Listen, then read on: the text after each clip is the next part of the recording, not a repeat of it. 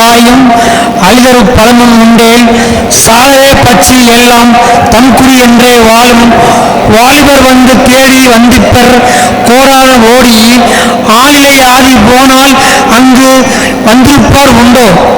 இந்த கவிக்கு அர்த்தம் கேட்டீங்கன்னா, ஆலமரம் ஒரு ஆலமரத்தோட சிறப்பு என்ன, ஆலமரத்தில் பல குருவிகள் வந்து உட்கார பல பறவைகள் இருக்குது.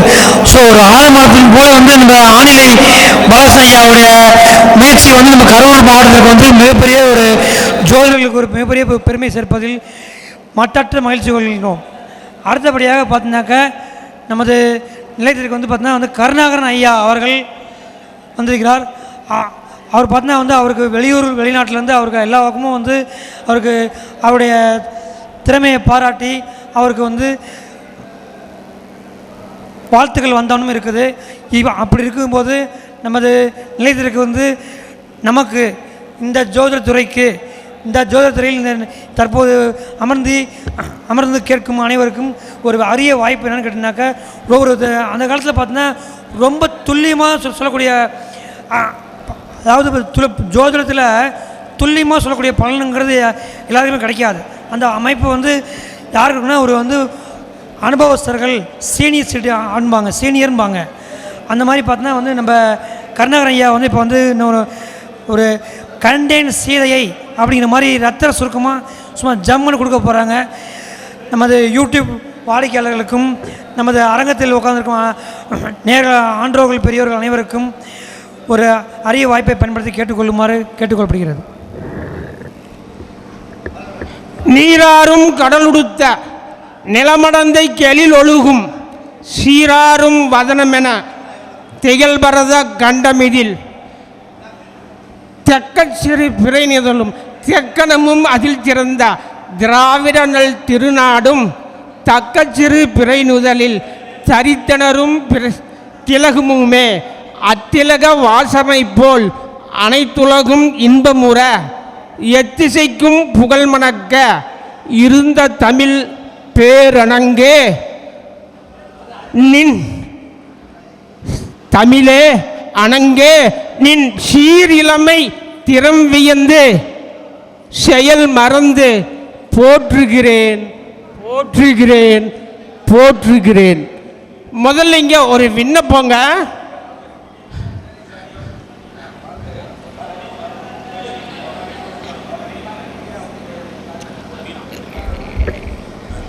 இவருங்க திருச்செங்கோடு தாய் சங்கத்தில் 15 வருடமாக பொருளாளராக பணியாற்றி இருக்கிறார்.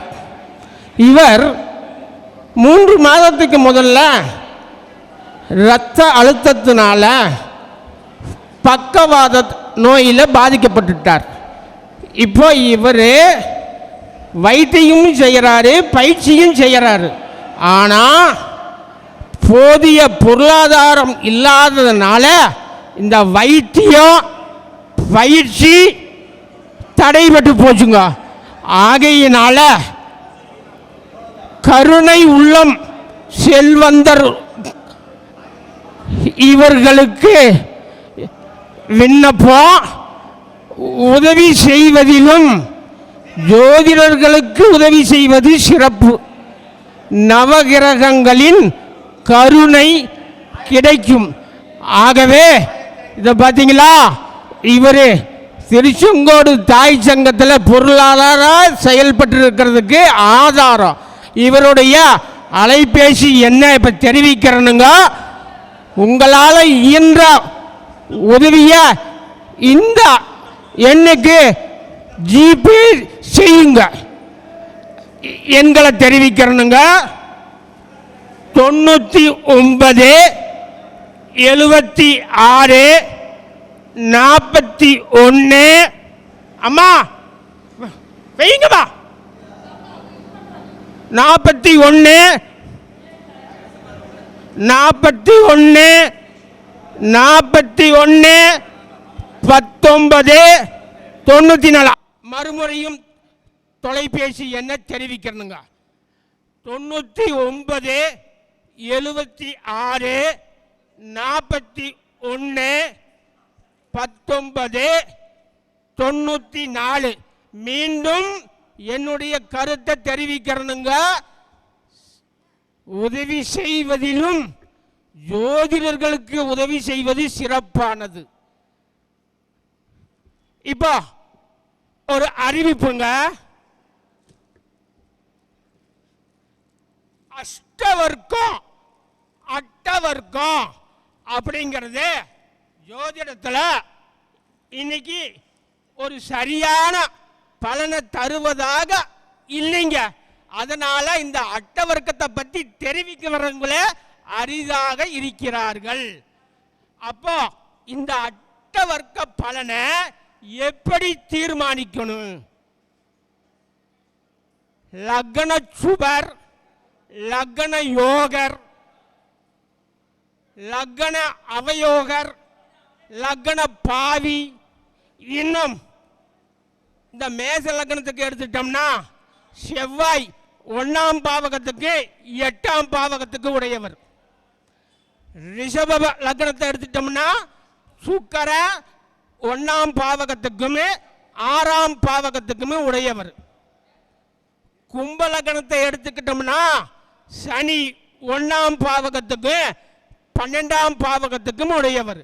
அப்போ இந்த லக்னாதிபதிகள் தருகின்ற பலனுமே அந்த லக்னத்துக்கு சாதகமாக செயல்படாது. ஏன்னா இந்த லக்னாதிபதிகள் 3 பேரு மறைவிடத்துக்கு சொந்தக்காரா வந்துட்டாங்க. அப்போ மறைவிட அதிபதிகள் அப்படிங்கிறதா முன்னுக்கால நிற்கும். அப்போ இதையெல்லாம் கவனத்தில் வச்சுட்டு தான் அஷ்டவர்க்க பரலின் நன்மை தீமைகளை தெரிந்து தீர்மானித்து கருத்தை தெரிவித்தால் அஷ்டவர்க்க பலன் தவறில்லாமல் இருக்கும். இன்னைக்கு இருக்கிற அஷ்டவர்க்க கம்ப்யூட்டர்ல, அதாவது கணினியில 7ஆம் பாவகத்தில் 35 பரல் இருக்குது. ஆனா அவருக்கு சம்சாரம் இல்லை, சமுதாயத்தில் கெட்ட பேரு, நல்ல நட்பு இல்லை, நல்ல கூட்டு இல்லை. அப்ப அட்டவர்க்க பரல் எங்கெங்கயா செயல்படுது? அப்ப இந்த பாதக சாதக நிலைமைய ஆய்ந்து, அது மட்டும் இல்ல இந்த பரல் கொடுத்த கிரகங்கள் என்ன வலிமையில இருக்குது இதையும் தீர்மானித்து அட்டவர்க்க பலனை தெரிவித்தால் பலன் சரியாக வரும்.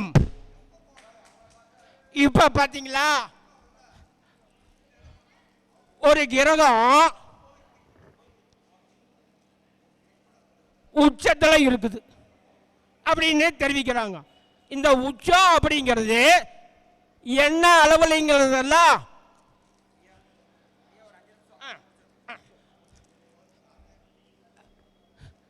நம்ம சபரி பஞ்சாங்க ஆசிரியர் எழுதிய ஜோதிட யவன காவியம் என்கிற நூலில் சூரியன் மேச ராசியில 10 பாகை வரைக்கும் உச்சம், சந்திரர் ரிஷப ராசியில 3 பாகை தான் உச்சம், செவ்வாய் மகர ராசியில 28 பாகை உச்சம், புதன் கன்னி ராசியில 15 பாகை உச்சம், குரு கடக ராசியில 5 பாகை வரைக்கும் தான் உச்சம், சுக்கிரன் மீன ராசியில 27 பாகை உச்சம், சனி துலா ராசியில 20 பாகை உச்சம்,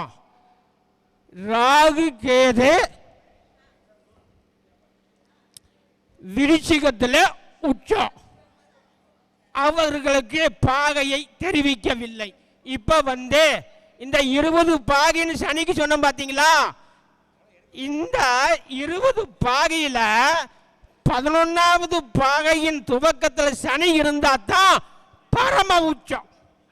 இந்த 20வது பாகையிலையோ 1வது பாகலையோ இருந்தா அற்ப உச்சம். இதே போலதான் இதுக்கு நேர் எடுத்தால இருக்கக்கூடிய மேச ராசியில சனி அஸ்வினி 4ஆம் பாதம் துவக்கமான 11வது பாகையின் துவக்கத்தில் சனி இருந்தா பரமநீச்சம். ஆனா அஸ்வினி 1ஆம் பாதம் துவக்கத்தில் சனி இருந்தா அற்பநீச்சம். இப்படியே எல்லா கிரகங்களுக்கும் இந்த சக்கரத்தில் நான் அந்தந்த கிரகங்களுடைய நிறத்திலேயே வரைஞ்சு வச்சிருக்கிறேன். இந்த மாந்திரீகம் தாந்திரீகம் அப்படிங்கிறதெல்லாம் இல்லை. அதுபோல இந்த அஷ்டவர்க்க பலனை தீர்மானிக்கிறதுக்கு இந்த கிரகம் இந்த ராசியில எத்தனாவது பாகத்தில் இருக்குது. பாதம் வேற பாகம் வேற. ஒரு ராசிக்கு 9 பாகம் இருக்கும். அப்போ இந்த மேச ராசியில 5வது பாகையில ஒரு 5வது பாகத்துல சூரியர் இருக்கிறாரு வச்சுக்கோங்க. உதாரணத்துக்கு இவர் 3, 6, 10, 11ஆம் பாவகத்துல பரல் போடுவாரு அப்படின்னு அந்த அட்டவணையில இருக்குது. அப்போ இவர் இந்த மேச ராசியில 5வது பாகத்தில் இருக்கிறாரு பாத்தீங்களா. அதே 5வது பாகத்துல தான் அந்த 3வது ராசியிலையுமே 6வது ராசியிலையுமே 10வது ராசியிலையுமே 11வது ராசியிலையுமே பரல் போடுவாருங்க. அப்போ இந்த பரலானது இந்த லக்ன புள்ளின்னு தெரிவிக்கிறாங்களே, இந்த லக்ன புள்ளி அது எந்த ராசியில அது எத்தனாவது பாகத்தில் இருக்குது. இந்த பாகத்தை கொண்டு போய் அந்த சூரியன் பரல் போட்டிருக்கிறார் இல்லைங்களா, அந்த பாகத்துக்கு இந்த பாகத்துக்கு இடையில என்ன பாகம் இருக்குது இதை அனுசரித்து அந்த பலனை தீர்மானிக்கணும். அப்பதான் அது சரியாக வரும். இப்ப ஆச்சாச்சுங்க, இன்னைக்கு ஒரு முக்கியமான சமாச்சாரம். இன்னைக்கு சமுதாயத்தில் போயிட்டு இருக்கிறதுக்கு தீர்வு இதை பார்த்தீங்களா. இந்த 12 வட்டம் உள்ள ஜாதகத்தை உலகளவில் இன்னைக்கு வச்சுட்டு தான் அதுல குருபல, இந்த ராகு கேது தோஷம், செவ்வாய் தோஷம், சுத்த ஜாதகம், தோஷ ஜாதகம் இப்படி நல்லா எழுதியும் கூட வச்சிடறாங்க. ஜோசியம் கூட கேட்கறது இல்லை.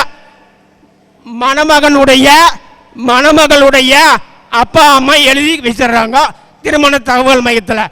ஆனா இதை பார்த்தீங்களா பொதுமக்களே, ஜோதிடர்களே, அந்த 12 கட்டம் அப்படிங்கிறதே இருக்குது பாத்தீங்களா.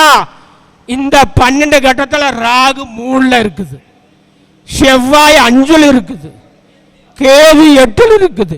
இது என்ன பாதத்தில் இருக்குது, அந்த ராசியில என்ன பாகத்தில் இருக்குது, லக்னம் மேச ராசியில எத்தனாவது பாகத்தில் இருக்குது.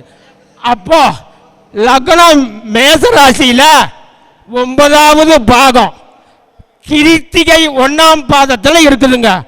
அப்போ 2ஆம் பாவகத்தின் மையம் மிருகசீரிடம் 2ஆம் பாதம். இங்க ராகு இருக்கிறது மிருகசீரிடம் 3ஆம் பாதம். அப்படின்னு இருந்தா தான் 80% 2ல ராகு அப்படிங்கிற மாதிரி வரும். ஆனா ராகு இருக்கிறது புனர்பூசம் 2ஆம் பாதம். அப்ப ராகு 3ல இருக்கிறாருங்க அப்படிங்கிறது உறுதியாகி போச்சுங்களா. அப்ப 2ல ராகு இல்ல, 8ல கேது இல்ல. இப்ப இந்த செவ்வாய் எடுத்துட்டோம்னா அங்க மேசராசியின் 9வது பாகத்தில் தானே லக்னம் இருக்குது. அப்போ கடகராசியின் 9வது பாகமான ஆயில்யம் 4ஆம் பாதம் 100% 4ஆம் பாவகம். இந்த செவ்வாய் மக நட்சத்திரத்தில் 1ஆம் பாதத்தில் இருக்குதுங்க. அப்ப 80% இந்த செவ்வாய் 4ல இருக்குது. அப்போ உண்மையிலுமே இந்த ராகு கேது தோஷம், இந்த செவ்வாய் தோஷம் இந்த ஜாதகத்துக்கு இருக்குதுன்னு இந்த சக்கரத்தில் அமைச்சோம்னா தெரிஞ்சு போடலாம். அப்போ ஒரு ஜாதகத்தில் யதார்த்தமா என்ன நிலையில கிரகம் இருக்குது அப்படின்னு தெரிஞ்சுக்கிட்டு இந்த சுத்த ஜாதகம் தோஷ ஜாதகம்னு அந்த பெற்றோர்கள் எழுதி வச்சாங்கன்னா உபயோகமாக இருக்கும்.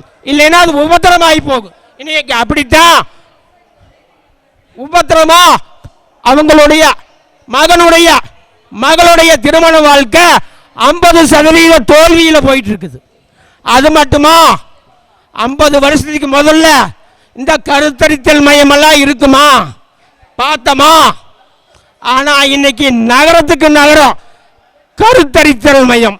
அப்போ ஒருத்தருடைய எதிர்பார்ப்புக்கு தகுந்த மாதிரி இன்னொருத்தர் செயல்பட முடியாம இந்த ராகு கேது தோஷம் செவ்வாய் தோஷம் எல்லாம் பண்ணி போடுதுங்க. அப்போ அப்படி ஒருத்தருக்கு எதிர்பார்ப்பு படி இன்னொருத்தர் செயல்பட முடியாட்டி அவங்களுக்குள்ள கருத்து வேறுபாடு வந்துருங்களா? அப்போ இது நாளடைவில் குழந்தையும் இல்லாமல் பண்ணி போடு.